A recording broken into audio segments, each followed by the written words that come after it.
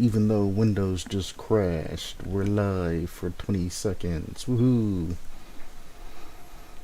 We'll see how long this lasts.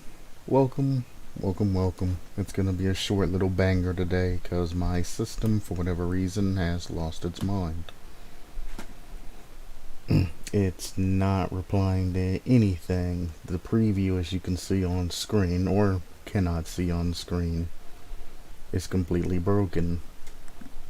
Windows crashed. You might have seen it disappear and flash back on. It's having a lot of issues.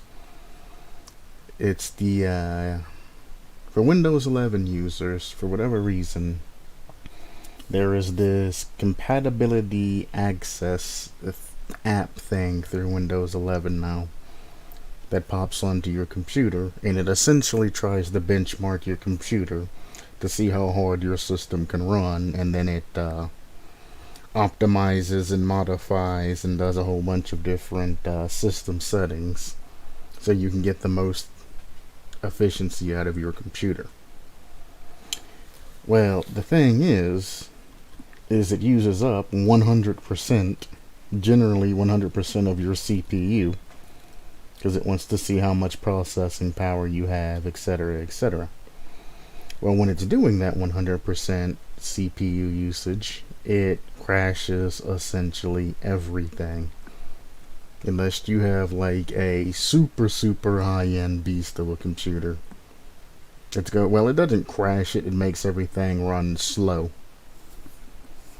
And unfortunately, I was in the middle of setting things up for a stream, so I had all of these tabs open and a whole bunch of other things going in the background, and essentially crashed my computer because it was trying to benchmark at 100% and take up all available resources, and I was trying to use all of my available resources, which caused a crash.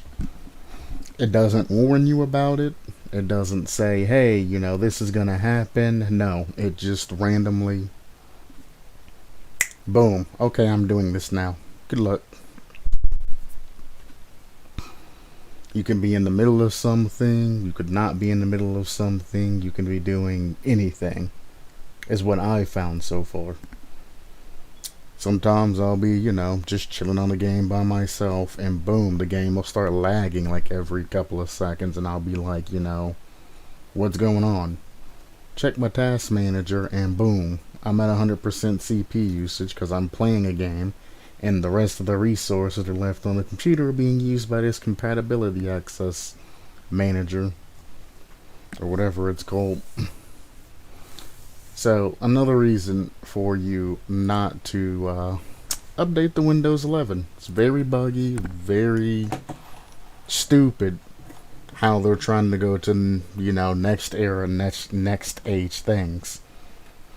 If you're going to run something like that, run it when I very first install Windows 11. It already takes a decent amount of time once it gets through, and the welcome screen or whatever, or just put it in the actual packaging itself as it's installing, to do all of that bullcrap, so I don't have to worry about it popping on and inconveniencing me when I'm trying to do any type of particular work. It's bad programming for bad system. Anyway, sound check through, and the welcome screen or whatever, or just put it in the actual packaging itself as it's installed. How much of the beginning of scuff?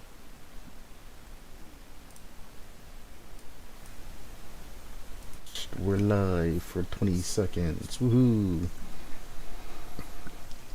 We'll see how long this lasts. Look at how scuffed that is. Welcome, welcome. It's gonna be a short. Anyway. Indeed, friend. Anyway. Today's gonna be a very short banger. I went over the end of yesterday, what I tend to go over today. I might do a little more, might do a little less. I mean, from yesterday to the day, there's been a decent amount of ads yesterday and a decent amount of ads today, but it's not been anything super significant to where I have to change what I'm doing. I can actually take a couple of days off it's kind of that low at the moment. But, I'm not really feeling it, taking a day off or anything like that. So I will continue to push on, even though I still haven't slept. Probably it's what I'm going to do right after I get done recording this.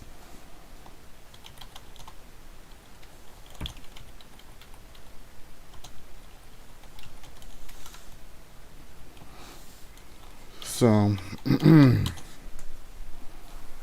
I don't know if I'm going to start Chaos Theory or continue Chaos Theory, but essentially start Chaos Theory today. I don't know if that's going to be a thing.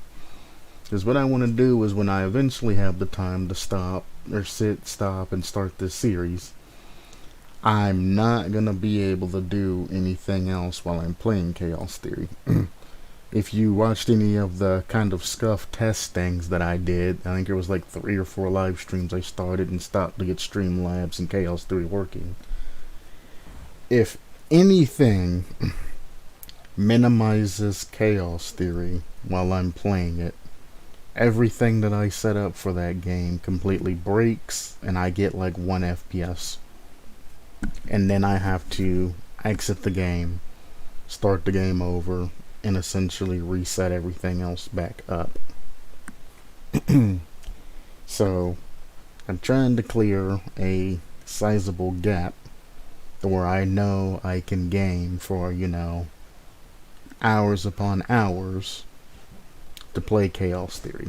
I mean, I could just get on, play a singular mission like I did with the very first Splinter Cell, and then do it that way, but I don't know if I'll keep it like that, I broke the other Splinter Cell game up into small missions because it was my first time playing it.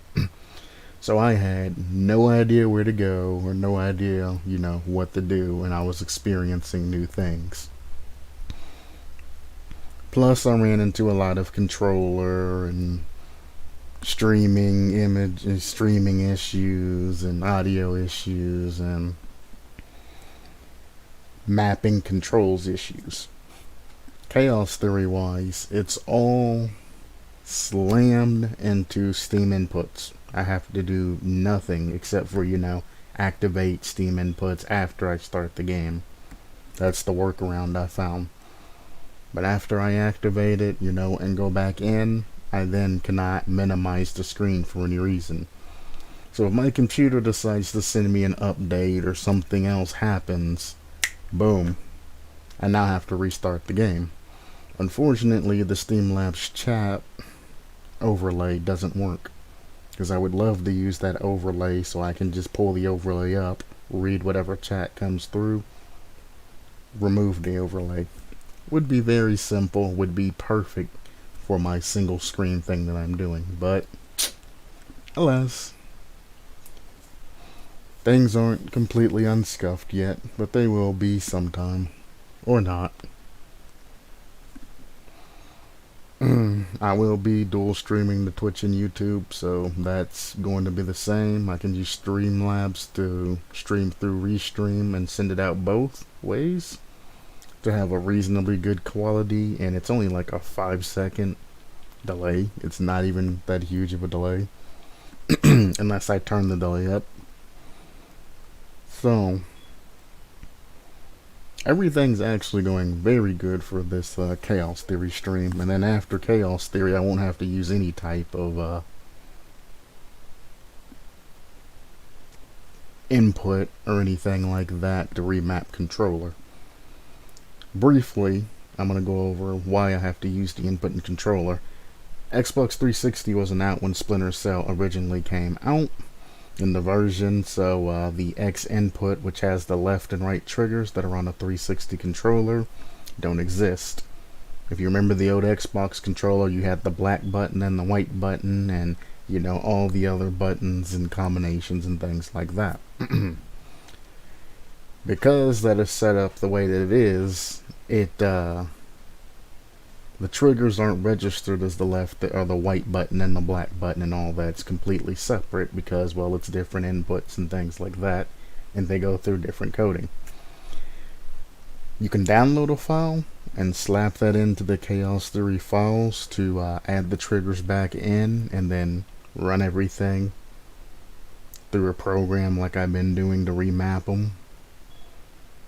Or you can just do the simpler thing like I'm doing on Chaos Theory and just let Steam do it. Steam creates a dummy controller, remaps the keys for you automatically.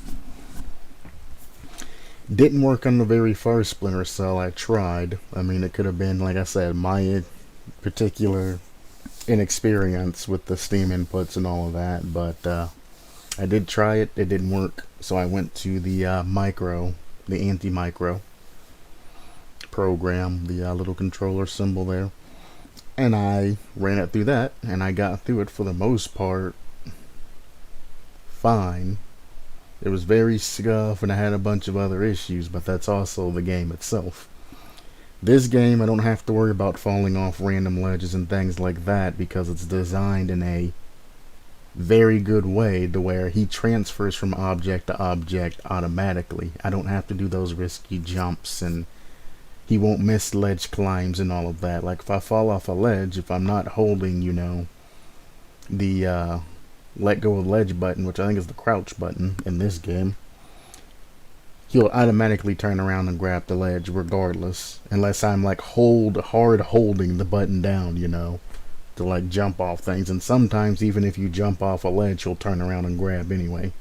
Grabbing or ledge grabbing is the primary function when you're falling off of a ledge, unless you hold the crouch button or the whatever the let go button is. So none of that scuffness. Plus, I set my dead zone through Steam, so the dead zone issues and things like that, if there's any, you know, walk that my controller does consistently like the other program was doing, I can easily just go into Steam settings, go whoop, turn the dead zone up, and that walking issue goes away. So with no walking issue, with no button issues, with no issues like that, except for me learning new controls, because the controls are different between, slightly different, but they are different in some important aspects between the old game and Chaos Theory. Then after those controls and all of that are learned and I, you know, switch over, there'll be no issues. Everything's for the most part perfectly set up, except for, you know, the things that generally break, the things I think I fix, but then when I go in while on stream, they break again. Off stream, I can get on, play hours, have no problem. Get on stream, everything breaks. That's just how it goes. It's like the game knows. But anyway, Chaos Theory is set to go, and whenever I have a fairly big time slot open, I will be jumping right into that and trying to play as much as possible. I don't want to burn myself. Well, I can't burn myself out on Chaos Theory. That's not gonna happen. I enjoy the game quite a bit, but I'm trying not to create like a 5-hour stream where I beat like a third or half of the game at once. But I'm also, you know, I'm not gonna limit myself. And another thing that I noticed is I'm not going to take every available shortcut in every mission. I'm going to try to mix it up and take, you know, the more riskier paths to get, you know, everybody more engagement and more content. Because when I first started playing, I just let my body, you know, naturally move. Besides the whole bridge incident, I let my body naturally move, and I could feel myself being pulled, you know, by memory to all the shortcuts and areas where, you know, you can essentially just avoid dealing with any guards. Like, I'm not going for a 100% stealth playthrough here, which I'm pretty sure I did a playthrough when I was younger that was 100% stealth. Well, there are some parts where you can't be stealth, but I mean, for the most part, 100% stealth. Or at least close to it. Very fun. Took a lot of reloading and things like that to get near or past specific areas, but very fun.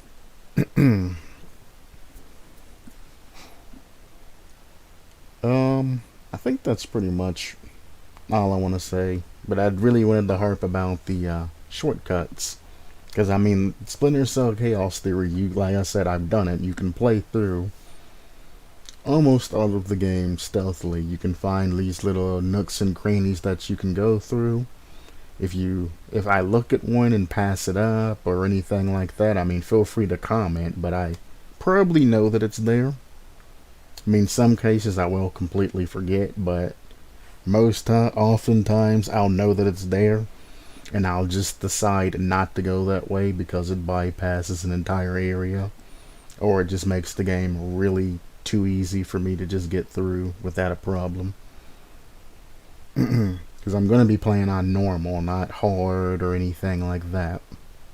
Because, well, it's a replay through in the future. I don't want to, get myself hard stuck somewhere where I'm just like, dang, this game's too hard now. It's just nostalgia that I'm going to go through right now. But anyway, let's hop on into some Dead by Daylight. I think I've stalled enough for if anybody's going to see what I'm doing and get any type of interest into it, they're going to show up. This first thing we're going to look at is a map concept for the Blight.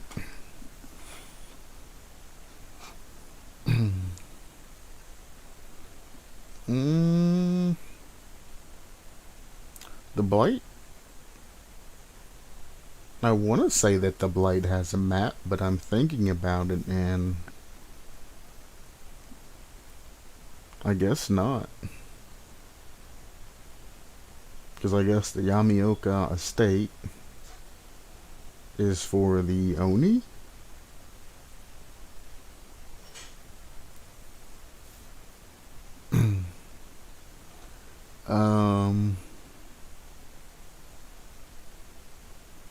It's not the snow map. That's for probably the twins. So I think that was introduced when they came out.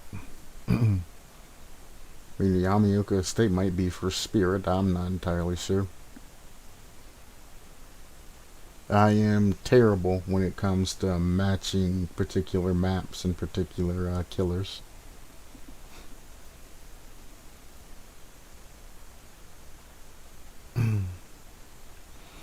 I don't know.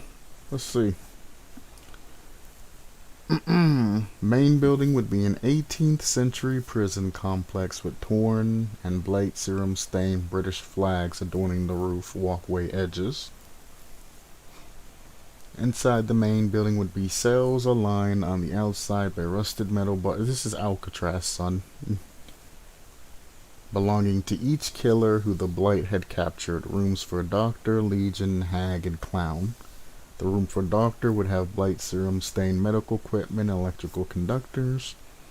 The room for Legion would have jars containing small dead animals on shelves, a series of tally marks carved into a brick wall, and a Legion symbol drawn in Blight symbol. Did the Blight capture other killers? The Doctor, Legion, Hag, and Clown? Is this a thing? Is this lore?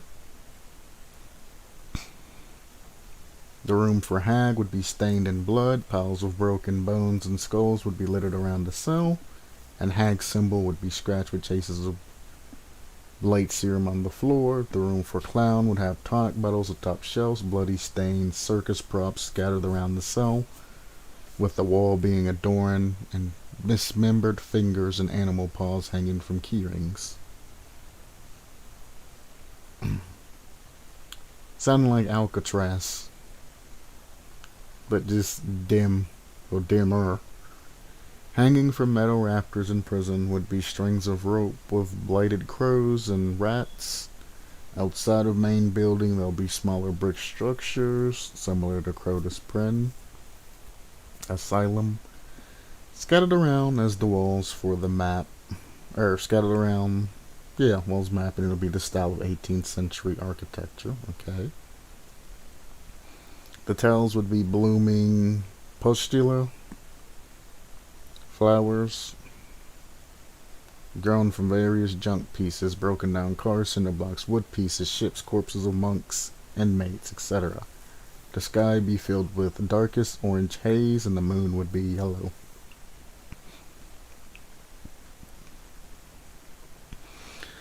Shack would be a greenhouse. Roof would be transparent glass paneling. I mean, if it's a greenhouse, then it's gonna have transparent glass paneling. Heck, even the walls should be technically transparent in some sort of fashion for it to be a greenhouse. But anyway, I mean, greenhouses can have regular walls, but the one thing that all greenhouses, for the most part, have, unless they're indoor growing or hydroponics bays or anything like that, is glass paneling on the roof.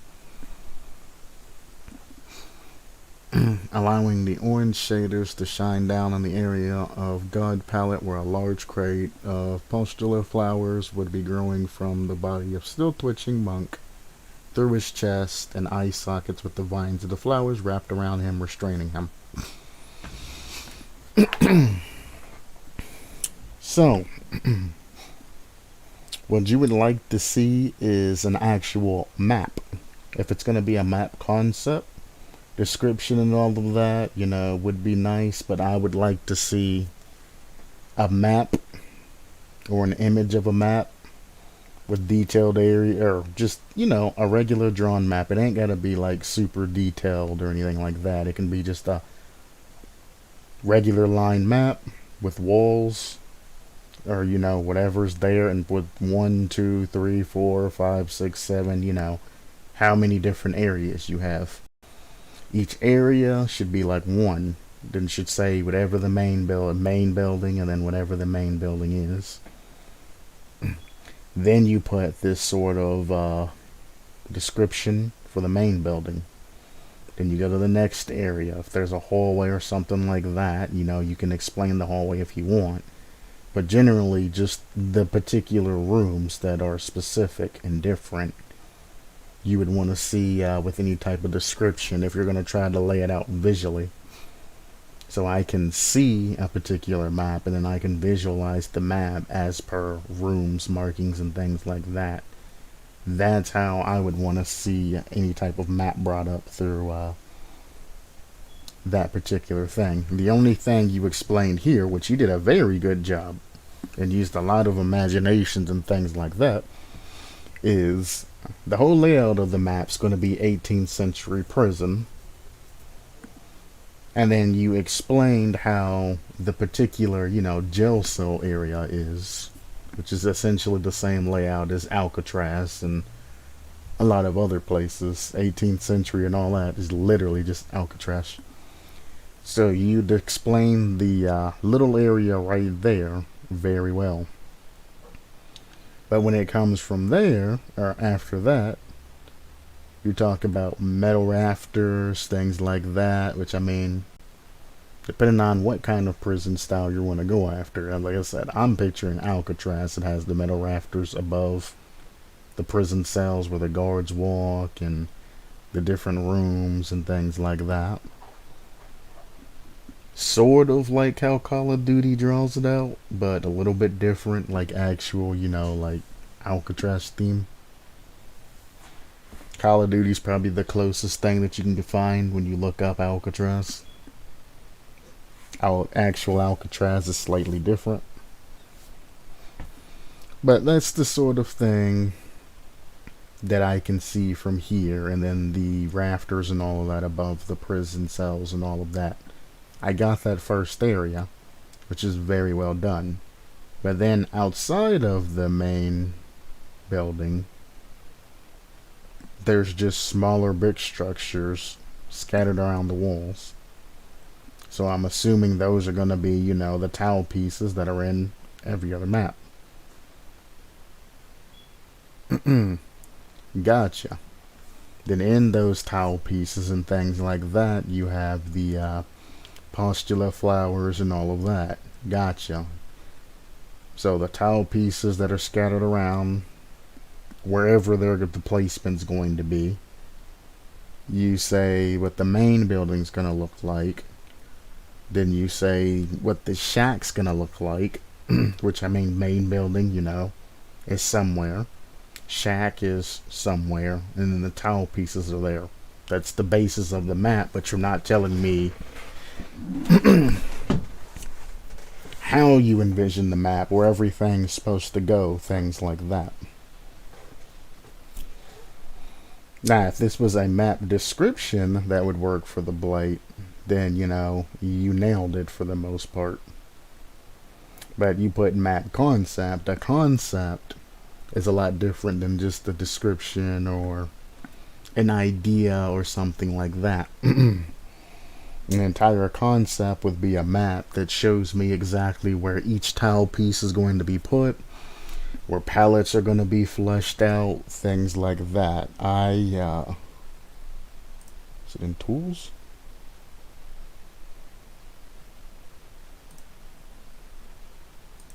Yeah. DBD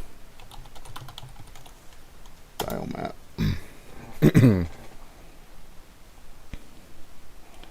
So essentially, something even simpler than this, but this is essentially what you want to point out is something like this per area. Obviously, this is for Coldwind Farm. It's got the cornfield here. The kill shack can go here. You got your main building. I can go here, you know, the trees that are there. Or the combine. That tree tile can spawn either there, or the combine apparently can spawn either one of those. The little haystacks that are there, these are where the tiles are. Like, you want to have something similar to this, but you can do it a lot simpler. You can also do something sort of like that. I mean, obviously these are different maps, but I mean, something like this, but you know, all of it the same map instead of different maps, and just draw out small areas, label what they are, and then give a description about each of them. And even this being, I'm gonna assume Haddonfield, because the road and all of it. Nope, I think this is Springwood. No, this is Haddonfield. Or is it Springwood? Main building's here. This is Haddonfield. So this is going to be that bluish, whitish building. This is Haddonfield.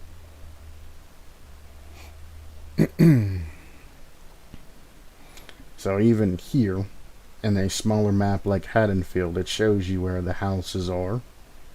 Bang, bang, bang, bang, bang, bang, bang. Where all the other yards and everything else exists. You can draw out just a very simplistic map like this. You have 2 buildings in your map, and then you have tile pieces from the description that I got. So you'd have a main building here. You would have, I don't know, a shack right here. And then for the most part, you would have tile pieces. And you could create a small, very simplistic map that just shows where everything is to give, you know, more detail and things like that. I wouldn't necessarily call it a concept though, because concepts are going to be a lot more descriptive. Here's your tile pieces. These are not tile pieces for Dead by Daylight though.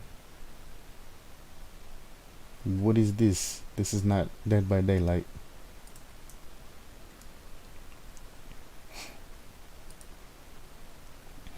There you go. Kind of crudely drawn, but I mean, this is something more you're looking for concept-wise, except for, you know, more flushed out. It has more detail. It might not be the greatest, but you can tell that this is going to be Killer Shack. Windows here. Pallets here. Doorways here. And obviously that's a doorway because there's a pallet there. Draw something like this. It's already labeled shack. You can put like a 1 there and then your description beside it. If you want to go even more detail, you can make, things green. You can add where totem positions are and all kinds of other things to really flush out a map to really get a blueprint of everything and have it really super detailed if you want to take that time. But I mean, just something as simple as this is good enough to be a concept. Very, very, very, very just simple. If you really want to bring your project to light. If you don't care and you're just kind of spitballing, that's particularly fine. I mean, nobody's going to be able to get a super good visual. Like I said, I'm going off of like an Alcatraz prison type build. I don't know if that's what you're envisioning or anything like that, but that's the closest thing I get from like 18th century prison complex. That's the vibe that I get.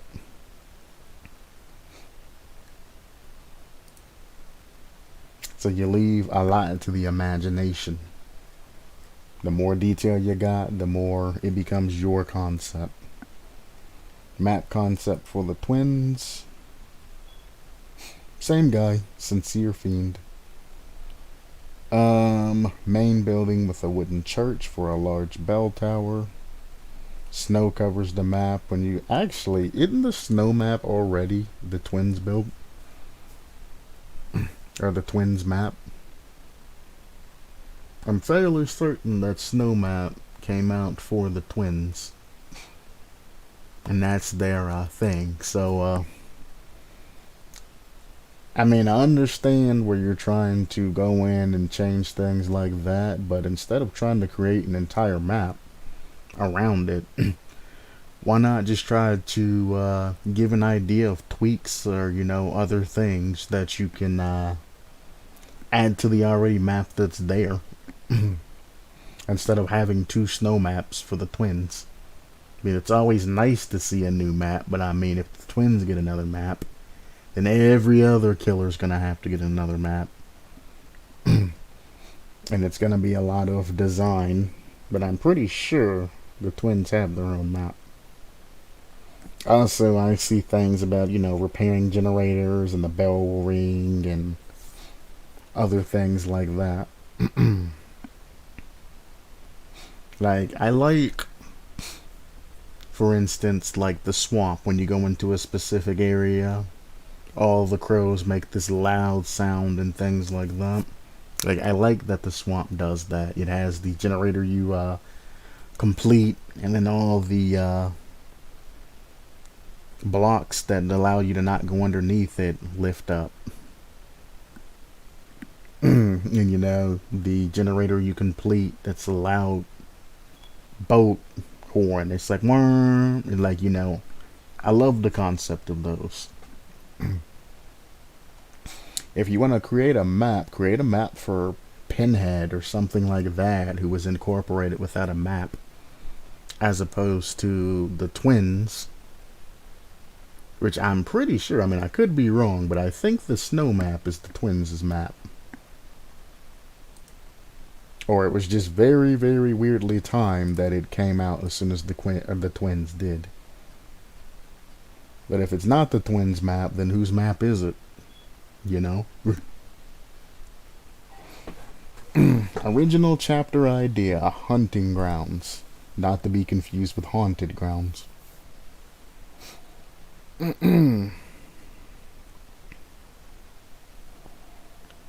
Alright, this is a revamped killer. Is that Aku? From Samurai Jack? But super skinny. I swear that looks like Aku. The killer. The Watcher. I'm going to skip all of the background and all of that, because that's kind of lore. If this is an overview, then whoops. But it says background, which I'm going to assume is lore, and I really don't take the time to look at lore. Maybe I should. Power is watchful eyes, passive gaze. Each trial begins in this state. In this state, you are granted the undetectable status effect and move slower than survivors. How slow? Nobody knows, but you are slower than 4 meters per second. Maybe you're 3.99. Maybe you're 2. Maybe you're 1. Maybe you're 3.5 or 3.6. Nobody knows. But you are slower than survivors. Using the ability key would allow you to stalk survivors. Okay, it's a stalking killer. And doing so will begin to fill an indicator on the survivor you are stalking. So it's Michael Myers and Ghostface. Type of stalking gauge. Okay. Only one survivor may be stalked at a time. That is not a good limit. It's not a good limiter. If you run into a bunch of survivors together and they elect to stick a generator, or they elect to, they don't see you and you're playing your stealthy game, that is the survivor's fault for not being vigilant. You should never reduce your killer to only being able to get one stalk at a time, unless it's something towards a iridescent add-on or a rare add-on. You get a lot of power and all that, but the gauge takes a lot longer to fill up and you can only stalk one person at a time type deal. Use those limiters as add-ons to add in extra effects and supplement your killer, as opposed to limiting your killer from the start power. Base power should just be base.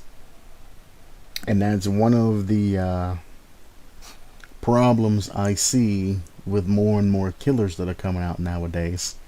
They present their power, or their killer, at maximum power. Completely jacked up, super good, overpowered killer.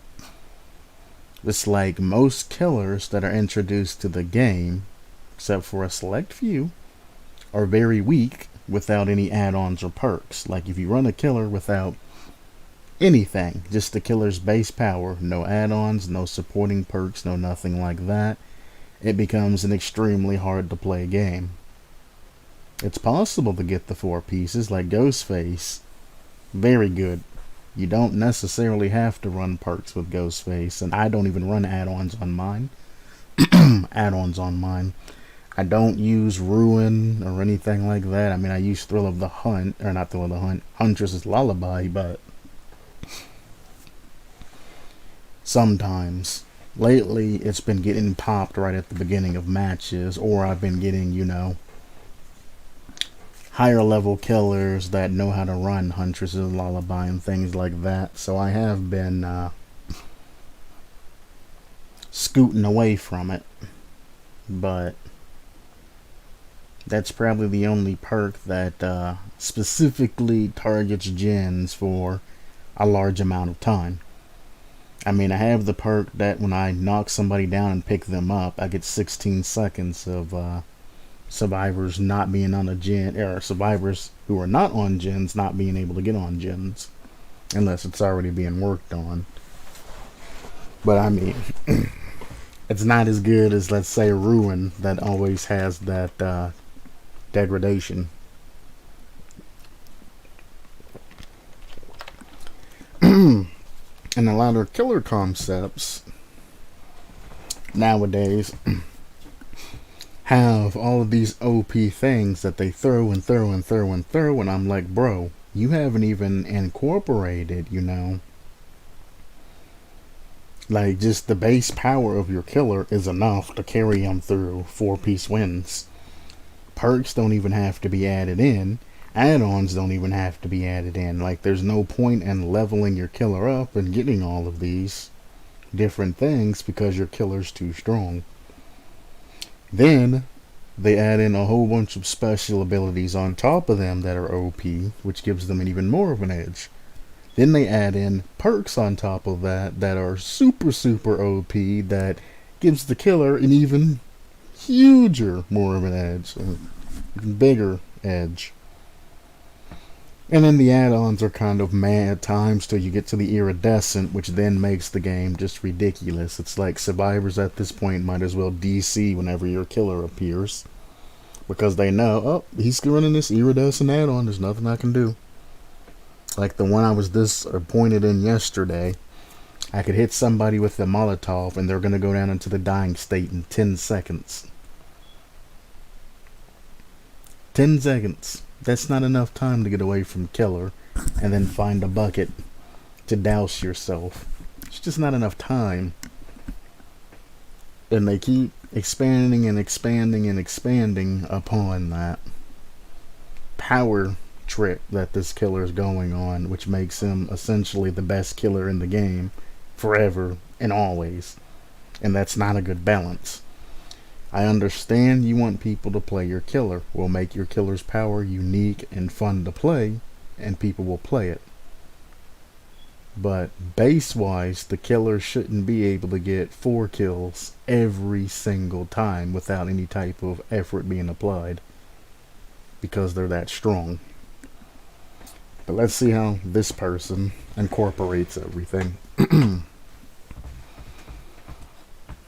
If a survivor is not fully stocked, the progress will regress.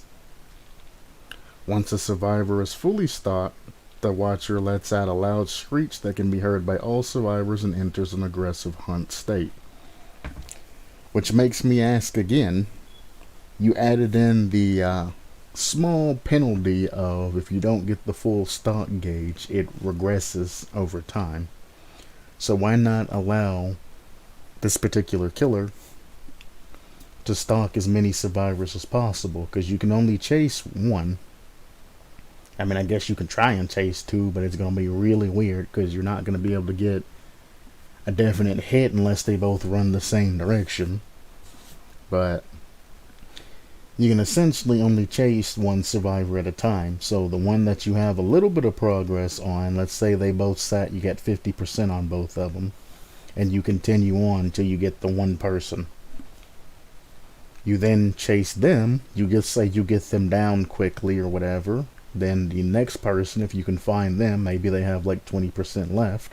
That's still a positive boost that you can chain on to get a second down. If you do 100% them both, if it's even possible through this aggressive state, I don't think you should be penalized, or you should only be able to get, you should only be able to chase 1. That still stands. The other survivors should get away or do whatever survivor-y things that they do when they're not being chased. So it shouldn't be an issue letting you stalk more than 1 at a time. See what the aggressive hunt state is. The aggressive hunt, you have decided who your target will be and begin the hunt. In this state, only the stalked survivor can be seen. Again, this is another reason why you should allow multiple survivors to be stalked. If during this state only the ones that are marked can be seen, then you're going to want to mark as many as possible. And then as you run, chase, and down 1 survivor, if you get him down within the time limit, you can see the other person and then start heading that way and continue on. But I mean, generally after a hit, the whatever you're using is going to end anyway. But let's see how it's incorporated here. Only the stalked survivor can be seen. Other survivors and their scratch marks and blood pools cannot be seen. But all survivors become exposed for the duration of this state. Problems already, but we'll keep going through this. The watcher moves at a considerably increased speed and has an increased lunge attack. Pallets are broken faster and it takes far less time to vault through windows. Upon hitting your target, another survivor, or upon your power gauge depleting, you'll enter the passive state once more.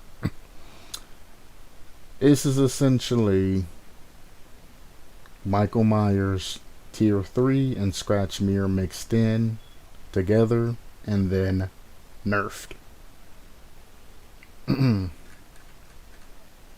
Again, original chapter idea. because it's a chapter idea, I cannot say that this is good for the alternative killers method. It's its own chapter. It wants to be its own idea.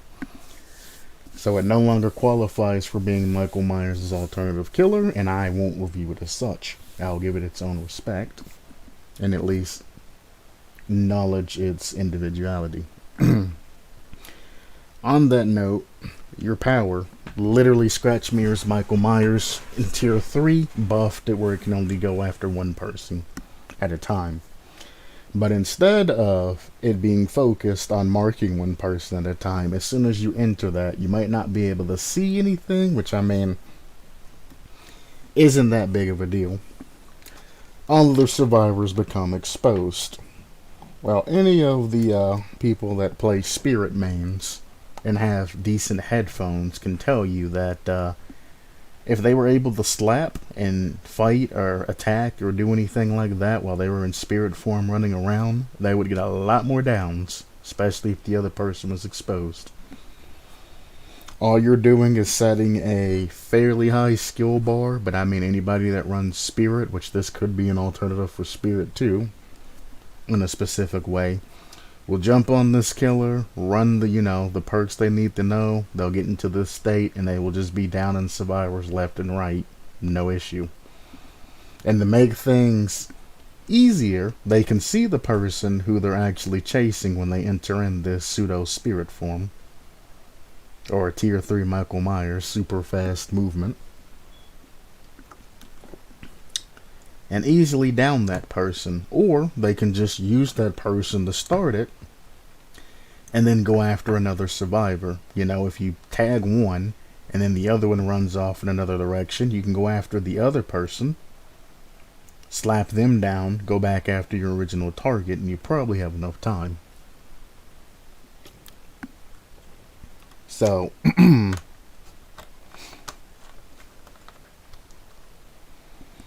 well, after you hit a survivor, the power should end. So, I can't really say that, but you can still chain, use one survivor at a distance to hit a survivor that's closer to you. Any spirit mains will love this because it essentially takes away the... This is essentially a character who, for people that are bad with the spirit, can use and play essentially the same spirit's game. Or anybody that doesn't necessarily have a lot of hours in the game, so they don't have a lot of scratch mirrors and things like that, Michael Myers wise. They can just use that to kind of lean and play a semi-scratch mirror and not have to keep burning scratch mirrors. I mean, the power sounds nice, but I wouldn't necessarily call this original because it's just two concepts slapped together. This is not very original, but it is what it is. For an original chapter concept, I'd have to say no. You're gonna have to go back in again, because you said this is your second time or you've worked on this before. So again. It's a joke. And you're going to have to go through and redo everything. Because unfortunately it's too similar to already existing killers. I don't know when the last time he popped this out. This could be before the Spirit came out. But if it was, I wonder why he didn't notice this concept was like different killers.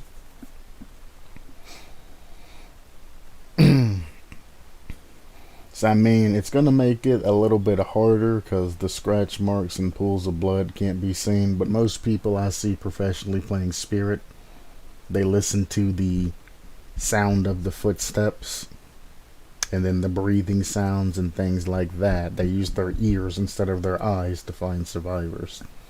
So the scratch marks, pools of blood, yeah, you're limiting a little bit, but not really that much.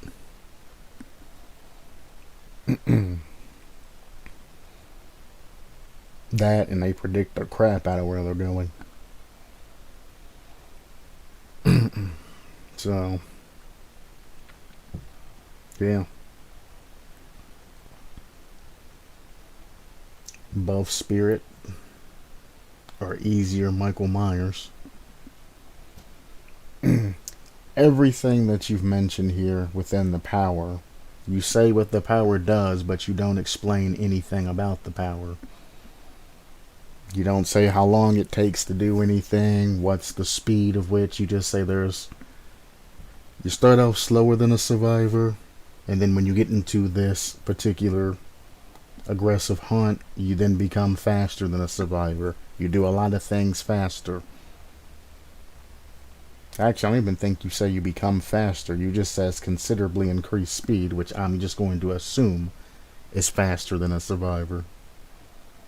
And everything has an increase, so it's essentially tier 3 Michael Myers is what this becomes. You don't even say how long this state lasts, or how long it takes to get into this state. For something that's been revisited a couple of times, you're still missing out on the key details that anybody needs to give you an honest review. Because like I said, how it reads now, and you can't blame me if you think that this is a different concept and you mean it to be something else, when all you've left me with is a couple of words in my imagination. Because all I see is Spirit and Michael Myers. Made easier and then buffed. So perk-wise, sharp ears. Your sense of hearing has been heightened. All sounds made by survivors are heard an extra 12 meters away. There's already Strider that increases survivors' breathing and breath sounds and things like that. And any type of running sounds and things like that, I don't know how they can be amplified to be able to be heard an extra 12 meters away. I'd say that throw off the entire sound quality, but I don't know. Essentially what I'm saying is there's other perks that already do this. I mean, like gen repair noises I guess would be louder, but they're already loud enough. You don't necessarily need them to be any louder. And like, instead of saying can be heard extra meters away, because for something to be heard extra meters away means it's going to need to be essentially louder. If you're seeing or hearing soft footsteps that sound like they're right beside you, but they're 12 meters away, like I said, your sense of sound and your perception is going to be thrown off because you're not going to know what's going on. So what you're essentially doing is increasing the sound of all survivor actions. It makes sense to decrease sound heard from a distance, but increasing sound heard just completely blows out perception of killer. You're 12 meters from me and it sounds like you're right next to me, so I'm gonna be like, what? Because there is no dampening effect or anything like that when it comes to things like that. You know, when the survivor's near you, you hear them. When they go out of range, the hearing just stops. It doesn't fade out, you know, as they get farther away, you know, go ta ta ta ta ta ta ta ta ta. It doesn't fade out like that. It goes from extremely loud and you can hear them, then it goes drastically down to barely being able to hear them, and that's if your headphones are all the way, you know, turned up for the most part and you're listening very hard, to gone. There's no fade when it comes to footsteps. And if you don't have your headphones up or anything like that, you're gonna hear loud survivor footsteps and then you're gonna hear nothing.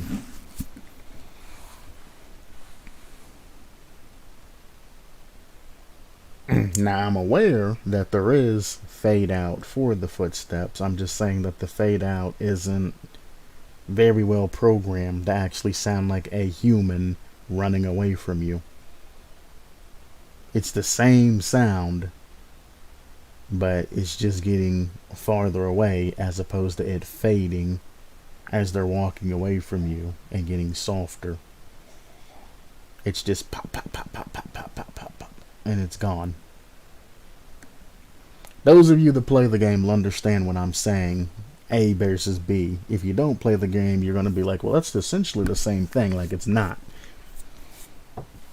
Anyway, next. Horrific gaze. Your presence inflicts fear into those who see you. When a survivor is within 16 meters of you, they are afflicted by the exhausted effect for 10 seconds. Horrific gaze will then enter a cooldown of 30 seconds.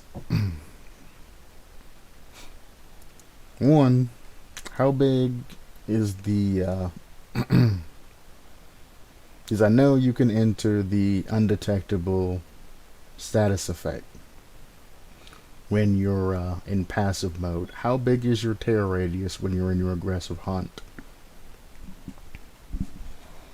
Or do you keep the undetectable status effect or something? I don't know. I need to know this information to let you know if horrific gaze is even gonna work for your killer or not. Because if you don't have the terror radius or the heartbeat, survivors just can't see that at all. Like Ghostface and things like that. Nothing's there. There's no stain. There's no anything. You're stealth. But I guess technically undetectable. Depending on how you're running, it could have a stain. But let's not go there. No stain, no kill radius, or terror radius, no nothing. If you're running to run something like that, then this particular perk, Horrific Gaze, is going to be counterproductive to you. You've already said your killer is slower than survivors when in passive mode.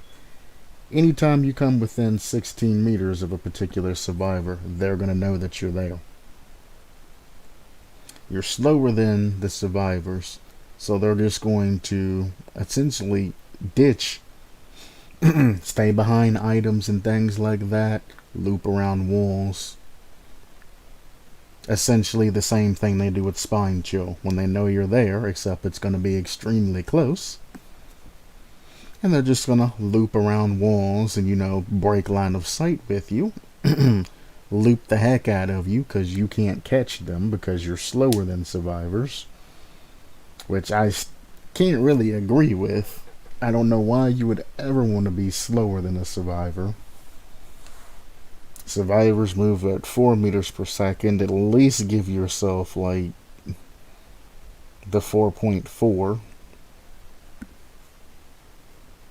Even 4.1. Like, give yourself some ability to catch the survivors.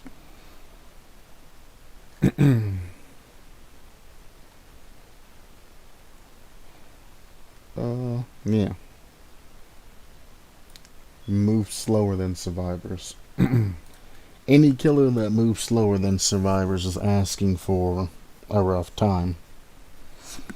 The whole point is to fill up a gauge, which essentially gives you a lot of speed and a lot of killing efficiency. But if a survivor just takes you around, you know, an LT wall, or they take you around Kill Shack or something like that, and they run long walls, you'll never get sight on them. They have third person. They can tell whatever way you're going. They can see through walls. They can see around walls and things like that. You've already let them know 16 meters in advance that you're coming for them, or you're on your way. Phrasing. You're on your way. And you're moving towards them. They essentially have free Spine Chill by the exposed status effect coming, or being showed to them. It's very counterproductive for a killer who moves slower than survivors. I'm going to see that. I'm going to know you're on your way. I'm going to hide behind the longest wall possible. and I'm just going to sneak around the wall. And if you do get an inkling of where I am, I'm just going to outdistance you. And if you run behind the backside of the wall and you don't properly zone me, I'm just going to leave. So by the time you come around that wall, I'm going to be out of that tower and on my way to another loop or to another safer area, because I'm faster than you are.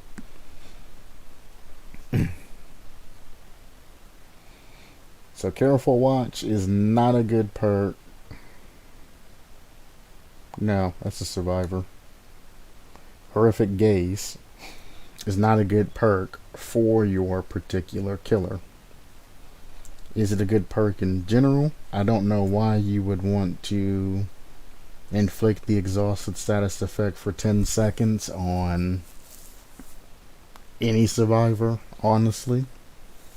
Especially within 16 meters. Again, a regular killer moves at 4.6, so let's say 5. It's going to take 3 of those 10 seconds just to get to where the survivor is. Well, a little over 3 seconds. And if the survivor starts looping you, by the time you get anywhere near that, because you still have to hit them, then after you hit them, you have to catch back up to and down them. This perk is essentially useless. At least till its second activation. It'll activate one time before the chase happens. Let's say you get a hit on them or something crazy happens. Then, as you're looping with them, by the time this second activation comes, you have to have a plan to down this survivor. To get past the dead hard and all of that, you have to have a plan. So all of your chases are essentially going to last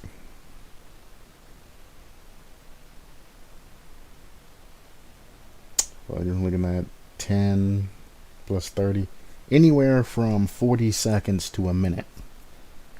To get any value out of this, you have to extend your chases at least 40 seconds.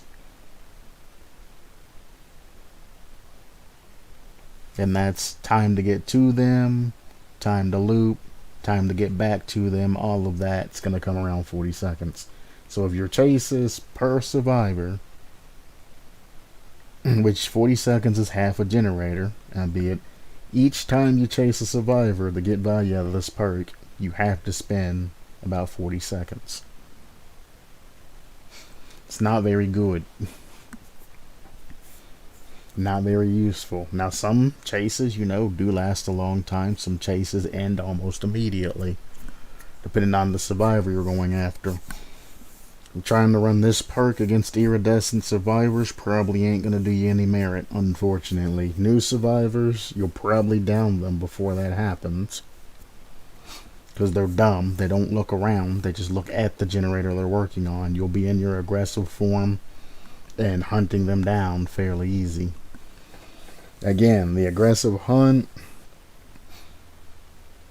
definitely should be able to mark multiple survivors, so you can at least get some sort of form or grasp on multiple targets at once. Even if you want to switch targets or do something like that, or be cheeky or use any type of ulterior strategy, or even add-ons. You might have an add-on that allows you to your aggressive hunt not to end after you hit a survivor, and you could go for that 2-piece. But I mean, there doesn't say how long this lasts. It doesn't say a cooldown between uses or anything like that. So I don't know. I really can't suggest anything because you haven't given me enough information to process. I'm coming up with my own conspiracies at this point. So Sharp Ears, perks exist exactly like it. It covers the same basis. Horrific Gaze, there's really no use for it. How it sits now, there's no use for it. Menacing Aura, chasing your victims instills panic and insanity. Upon entering a chase, survivors are afflicted by the blindness status effect for the duration of the chase.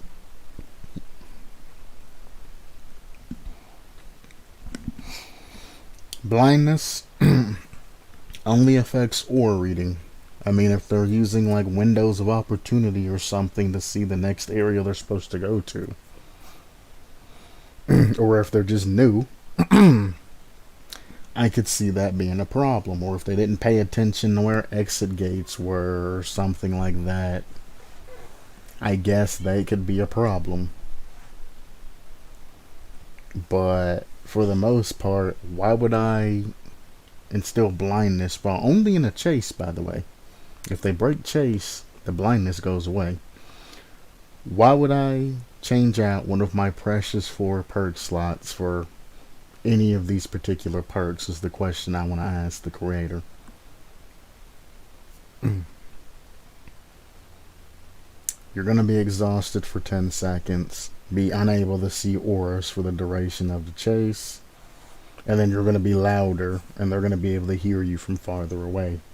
If I'm in chase, that is the least of my concerns. You know? Being in chase, the killer generally knows where you're at until they make a mistake.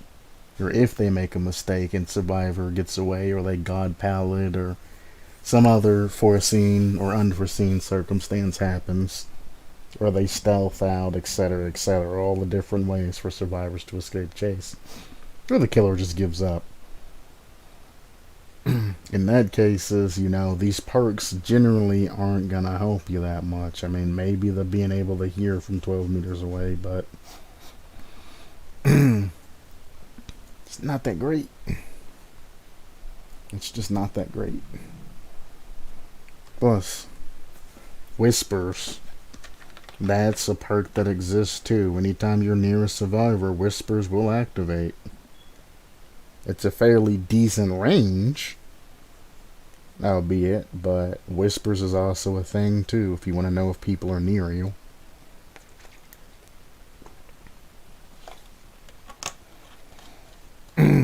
So let's hop on down. Well, I guess I should say closing remarks on the killer side. He's already reworked it at least a minimum of 2 times. Instead of keep reworking the same concept, I would pull the concept apart and redo everything and try to update things to be more relevant and not essentially copying other things within the game.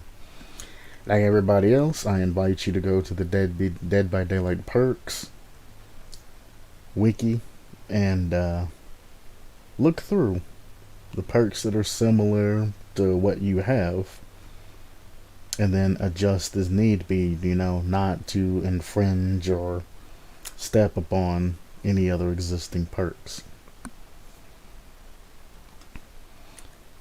Survivor wise, Johnson Smith, that sounds like 2 last names.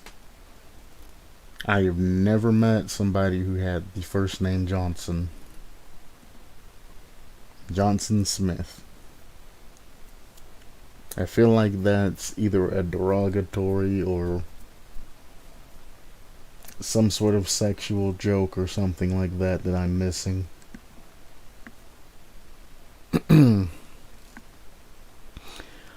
Anyways, the perks. Useful notes. Maybe a movie reference. You are skilled at keeping track of things you find. When injured, using the interact key will allow you to see any generator, totem, chest, or hook you have previously interacted with.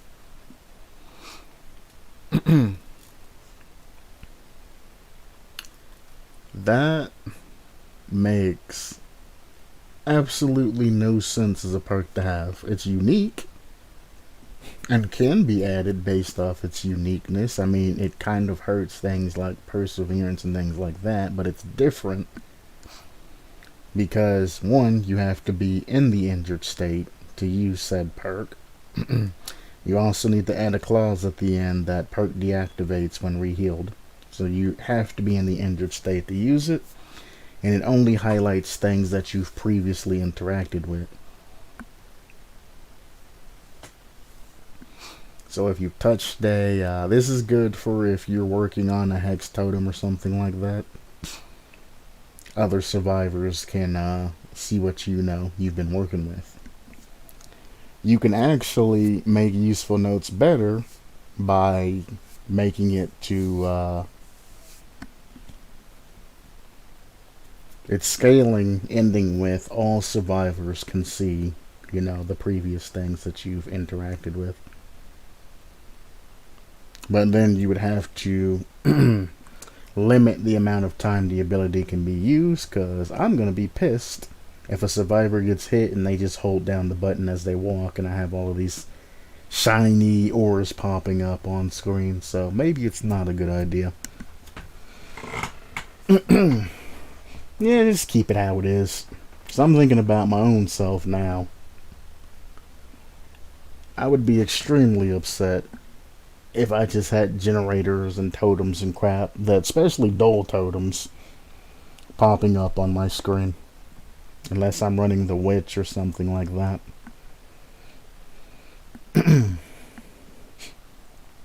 I would also add a clause to anything tracked with this ability can also be tracked by map, or vice versa. Anything tracked by map can be tracked by this ability. So there's 2 clauses I would definitely add to make this a lot more useful. Useful notes is a good perk. I would personally never run it because, again, you're giving up a precious perk slot for something that isn't really that valuable.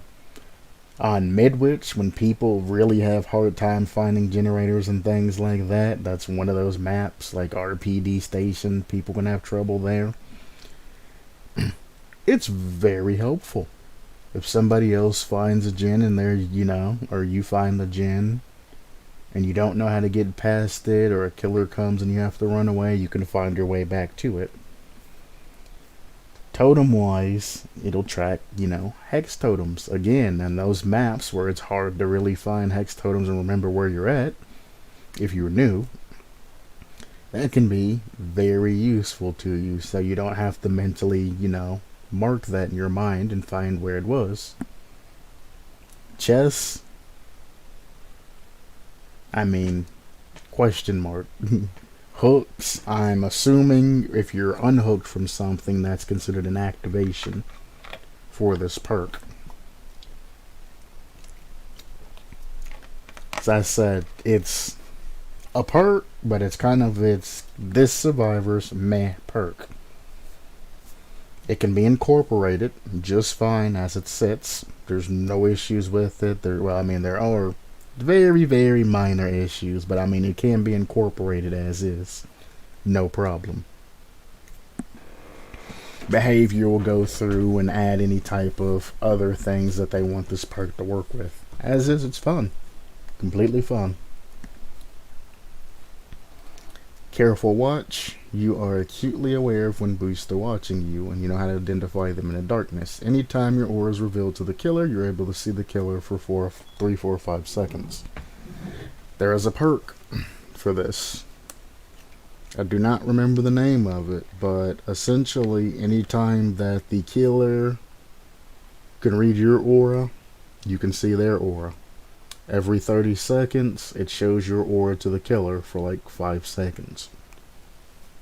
It was Object of Obsession was the name of the old perk that I used to run all the time. It might be the same thing now, just redone, and might be something different. But it's essentially nerfed Object of Obsession. Then, there is another perk that anytime that your aura would be revealed, you lose a token, and it doesn't reveal your aura. So they actually cover both ways of that. So Careful Watch is essentially a perk, but has all the negatives taken out of it. And yeah, just positives. So again, I invite you to the Dead by Daylight wiki to look at perks.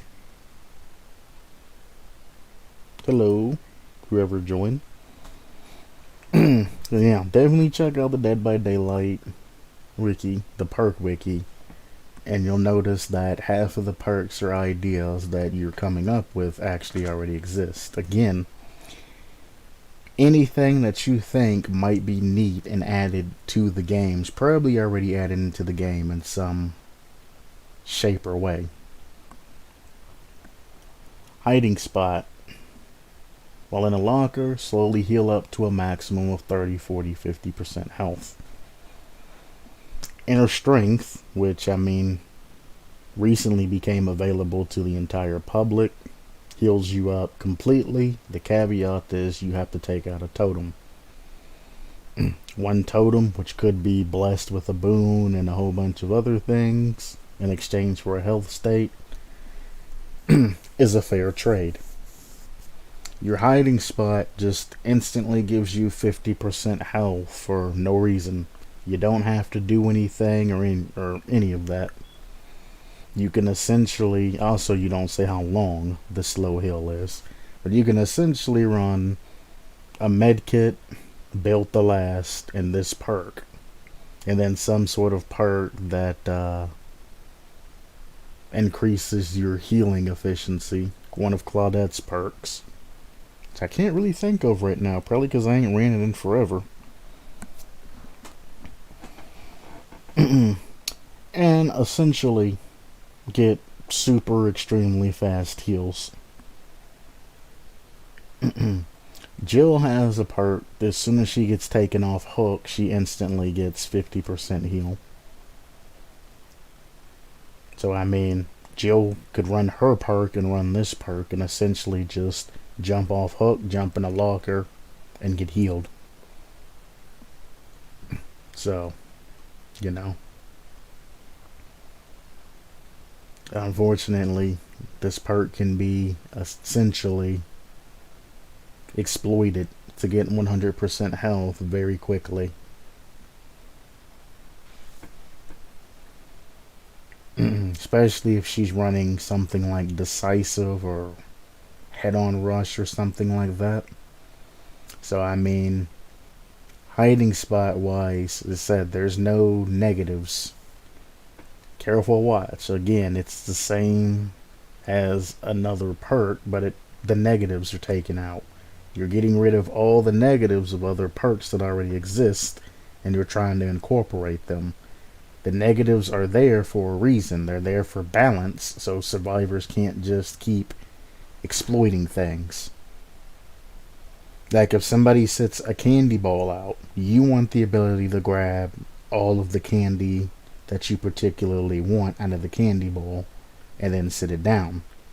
Behavior says here's a candy bowl, which is a positive for survivors in this case, and says limit 2 pieces. And you're saying the 2-piece limit's bullshit. You want to grab whatever you want, but the thing is that limit's there for a reason. Somebody took the whole bowl home probably one day, ate the whole thing, got diabetes, and then probably tried to sue them. You know, in this particular metaphorical made-up case. Limits are there for a reason. Somewhere in some public test beta or some comments, or when they're reviewing the perk and reading the statistics and looking at all their information, they found out that that perk was way too strong, or people were exploiting it, or something wasn't completely balanced and it was interrupting base gameplay.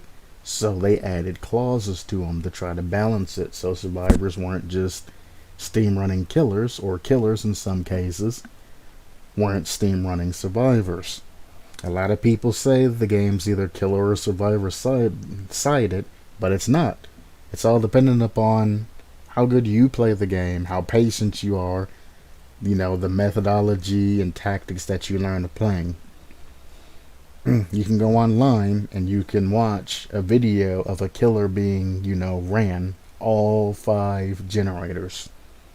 You can also go online and find a killer who wins a match without a single generator being done. You can find either or, both sides. It all depends on playstyle. The killer that ran 5 gens got tilted and continued to do stupid things. The survivors were too busy making saves and snowballed themselves, and all ended up down and hooked. It's all about play, balance, perks, strategies, etc.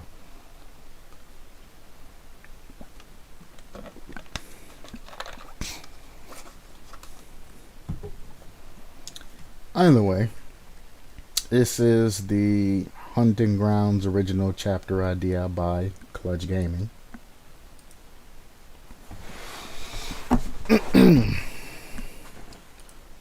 Boom, boom, boom, boom, boom, boom.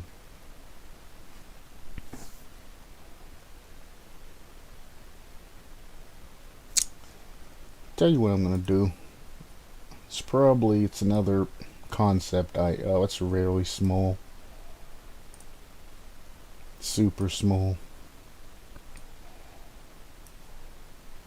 super small, and fairly small, but not too bad. So, how long have I been live? About an hour and 20. It's supposed to be a short stream because I'm starting to get a headache now. I drank way too much water trying to stay awake. Is there any...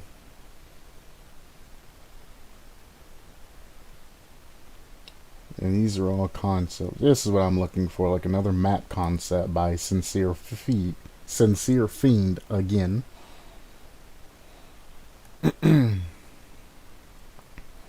You want to pause this? Go ahead and pause now so you can read everything. I'm just going to briefly go over this because I already read 2 other maps. This particular thing's probably going to have... Well, no, this looks a lot more detailed, so it might actually accurately explain everything. But, it still doesn't have a map or anything about the locations of everything. I see terms like room across or something like that, but it still doesn't say. There isn't a map that gives me an accurate, depiction of where everything's going to be. But essentially, this looks like it's going to be a K-pop studio. Main building is the Mighty One Studio, largest building in the game, almost like a map of its own. So you're gonna have just one huge, gigantic building.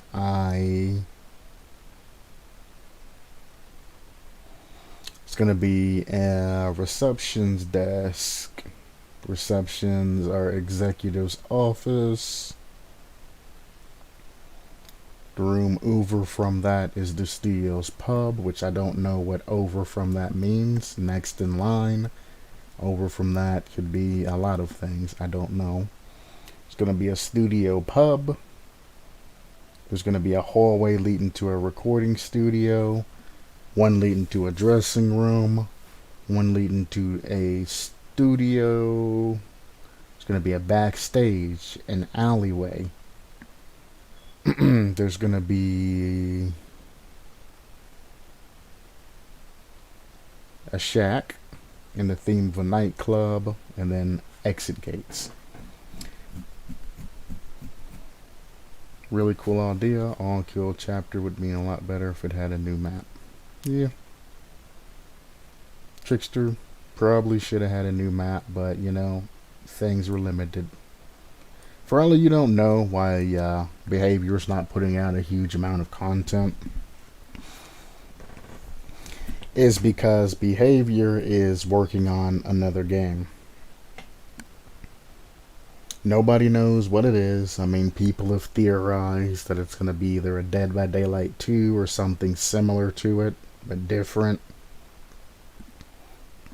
But Behavior's working on a whole nother game. It's kind of one of the reasons why I'm jumping into these reviews as well, because people are coming with these off-the-wall, hard to program type ideas, and I'm trying to also give them a way just to simplify it and incorporate it to the game to where they only have to change, a couple of files. Real quick fix. Couple of files, maybe the guy who makes the models and things like that, when he's not busy making models for everything else, maybe he can model your killer or off-source it to somebody else and they can just send it back and, get whatever pay. And a lot of people don't realize that Behavior's making a completely new game. Why are they making a new game? Because unfortunately, Dead by Daylight, their engine that it runs on is an old engine. It needs to be updated. But in order to update a game to a new engine, you have to rewrite everything.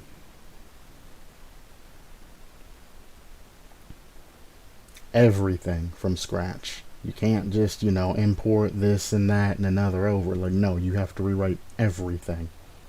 All has to be redone.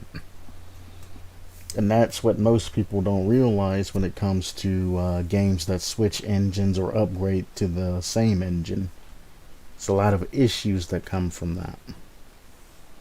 And they're working hard on a brand new game. So that's from a ground up, huge AAA, new game.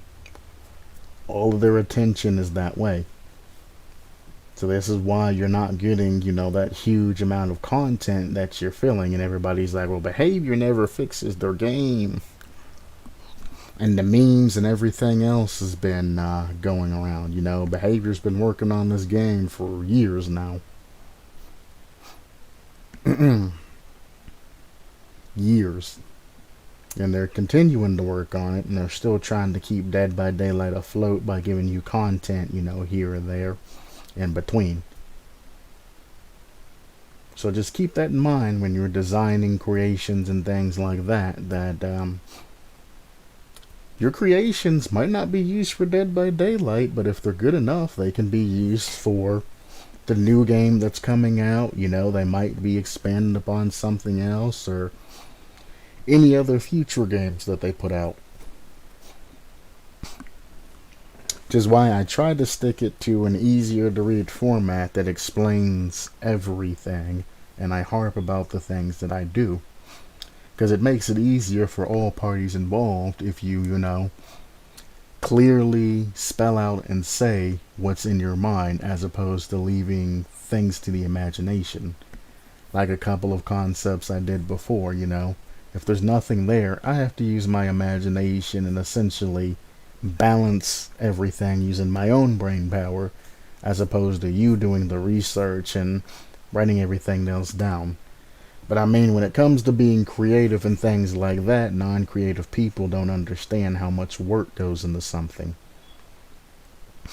A non-creative person trying to make a Dead by Daylight concept aren't going to include all the information, while somebody who is creative is going to go through, the things that they know, and they're going to give you a lot more detail. It's going to be a lot more flushed out. It's going to look a lot better.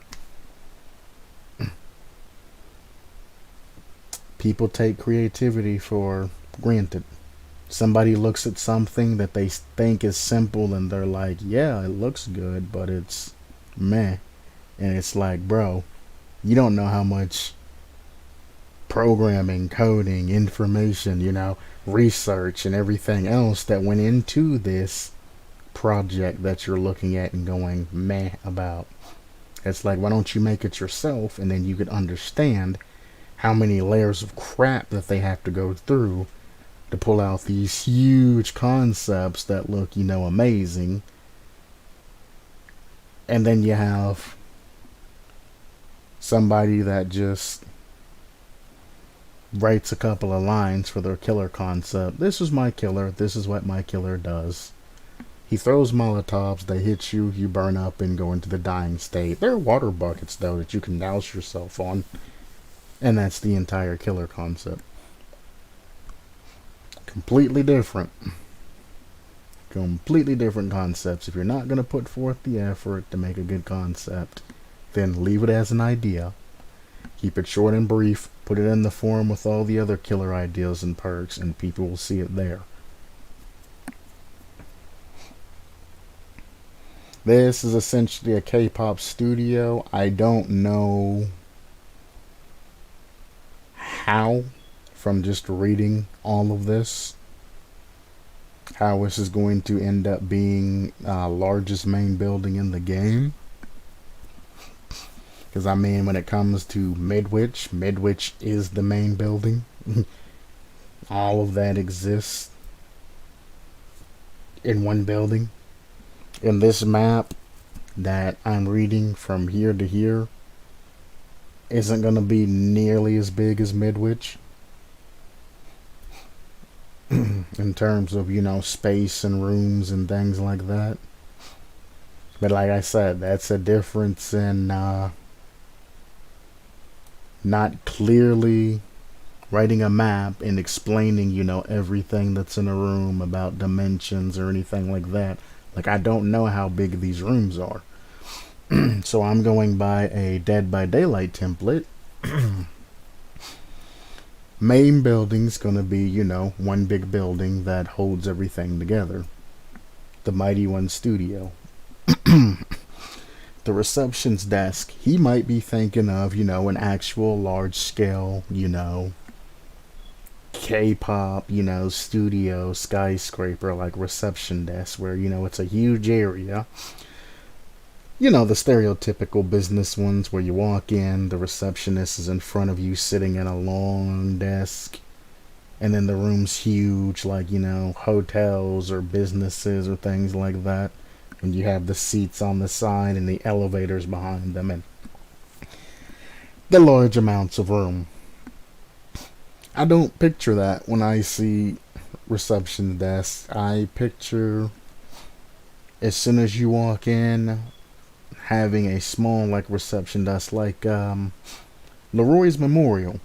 That small little reception bubble or security desk, like reception little bubble desk that you have right before you get to the middle area. A small little desk like that. That's what I picture when I think about reception desk. It's going to be a very small desk. It might even take the place of like a small little room that's built into a sidewall as you walk in, and it just be like a very small hallway where the reception area is with everything on it. The executive's office, he might be picturing, like huge, actual executives, super multimillionaire executive, huge office. I'm thinking of like very small office, like if you ever bought, one of the skyscrapers in Grand Theft Auto, how big that particular area is, but the little office area that you have, something that, or even maybe even a little smaller, but something similar to that is gonna be the reception's desk is going to be the beginning area of that room where the couch is and things like that. It's going to be smaller than that. The executive office is going to be, that, but a little bit, the desk is going to be slid out, maybe an area for a pallet to be behind it or something like that. And it's going to have multiple doors out because it's a studio, so it's all going to be linked together. So I don't picture anything big. Studio pub. Things like that. It's got music players and intercom system and things like that. I picture the small recording booth. And with all the, mixers and things like that in there. A very small one, like you see in most cases, with a small room with, a sound booth area that you can run through, probably with like something where you can vault and then a door on the other side. Small hallway that you can run through. I mean, it could be a longer hallway because you are trying to make out more space. So that was the recording studio. Or whatever their definition of pub is. If the pub is where the, okay. It's not actually called a pub, but he's talking about where all the alcohol and everything else sits. It's not a bar type area, but it's like a small little, studio area. Where you have alcohol and you can go, it's like a commons area. I know what you're talking about. It's not called a pub, though. Unless you're talking about a literal studio's alcohol bar area. But studios don't have pubs. It'd just be a studio bar. But I gotcha. Bar wise, that'll probably be a little bit bigger room. You would make that area and you would combine it with the performance stage. You would have a bar area that you can run through. You would have a stage. If you wanted to incorporate an upstairs little area where you can make a small loop through and then go back downstairs or jump down at, or maybe rafters that lead over the top of this particular room, you could make that a little bit of a bigger room. Backstage, where all the stage equipment is, that would be your second general big area or room that you could run through equipment and things like that. Which then leads to the alley, which it would be like a Resident Evil alley, where RPD station alley that just loops around. Possibly leading to the front of the building or back of the building or something like that, that goes all the way around it. The skyscrapers, all that crap. There's the wall tiles, so yeah. The kill shack apparently is going to be the theme of the nightclub, so you'll have your shack just thrown in there, even though I wouldn't even include a shack per se, because the building itself, if you're wanting to just have a building map, the shack really doesn't need to be incorporated into that. But as small as I'm thinking these buildings are, it's just going to be a fairly decent sized main building with a shack and I guess alleyways or something that connect to both to make it modern. And the shack will be just a small little nightclub. It's gonna hold the same shape and everything. It's a set piece, so what that's gonna look like. The alleyways in between the buildings, things like that. So yeah, it's going to be a main building with a couple of buildings inside of it, and it's going to have a kill shack with alleys going around everywhere instead of grass and everything else. So it's going to be like a concrete map. It's going to have to really be littered with trash cans, bicycles, and things like that, because if not, it's going to be an open map. This killer's going to be able to see you anytime you're outside. It's not good. And then the exit gates will obviously be posted wherever the heck behavior seems or deems it necessary.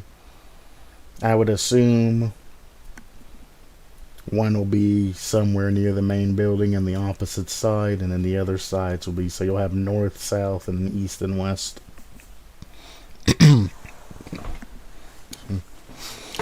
But from what I'm picturing from these small rooms being thrown together, it's not going to be that big of an actual main building unless you super enhance the rooms to make them huge. Because you have like Gideon meat plant size huge or Midwich size huge or anything like that. But you're not going to be able to fit all of those areas and things like that in there unless you, one, I would recommend making a map and putting it all together. And two, if you're wanting like an upstairs or anything on top of that to, extend your map and not make it just kind of a main building in the shack with set pieces here or there, even if there are going to be set pieces. You're going to need some sort of walls here or there, but I don't think they're going to be able to put in much. You also have to remember that every time you add more maps and killers and things in, the more data, or not data, memory, it is just more data, but the more memory the game's going to take. The more memory it takes, the longer it's going to take the download.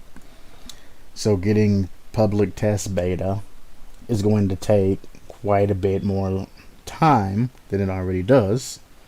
Then when you go from public test beta back to the regular game, it's going to take even more time.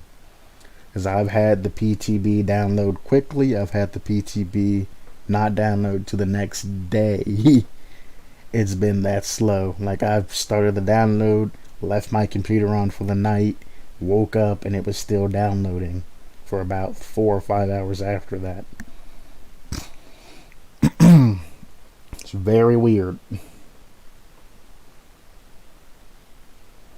I like the idea, but you also got to think about how hefty this game's starting to get memory-wise. And it's all compressed, if you didn't know.